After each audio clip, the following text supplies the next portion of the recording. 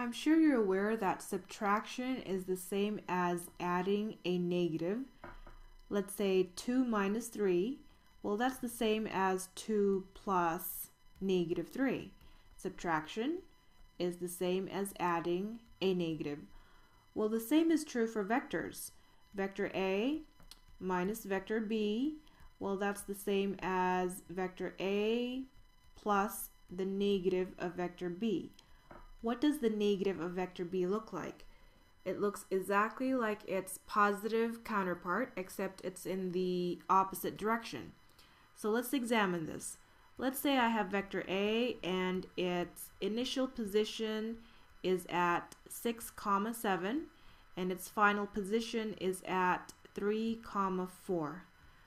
Let's find these two positions. 1, 2, 3, 4, 5, 6. 1, 2, 3, 4, 5, 6, 7. That would be the tip of vector A. And 3, 4. 1, 2, 3. 1, 2, 3, 4. This would be the tail of vector A. And if I were to connect the two dots from tip to tail, that would be called vector A.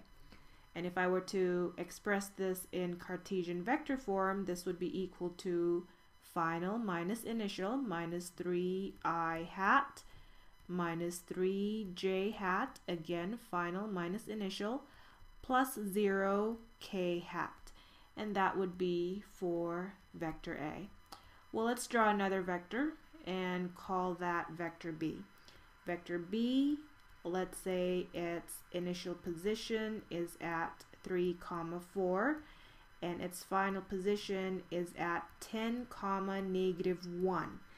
3, 4 is at this point.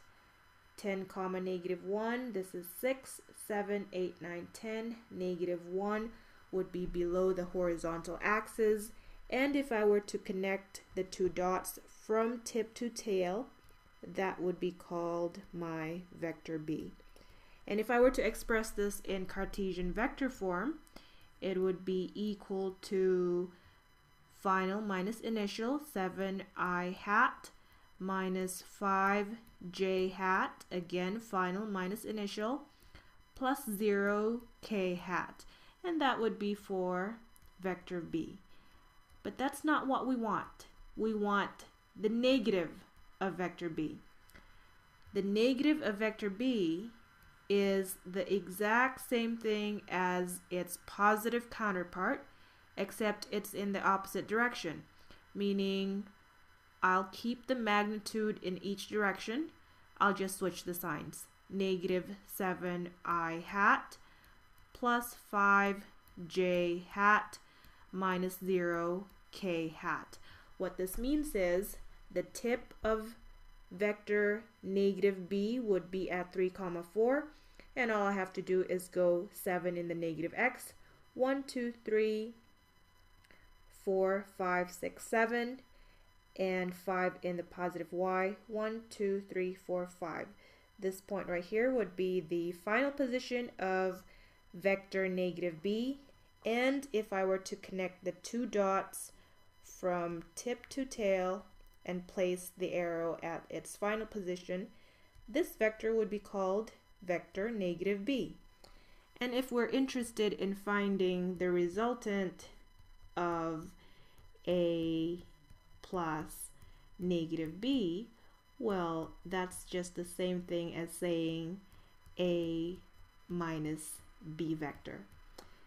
And you'd have to go to the tip of the first vector and to the tail of the second vector and connect the two dots from tip to tail. This would be called my resultant vector. Notice that it does not make any difference whether you go A first and then negative B, or vice versa, negative B first and then A. Notice that this vector is equivalent to vector A because it has the same magnitude and it has the same sense of direction, and also this vector is equivalent to vector negative B for the exact same reasons.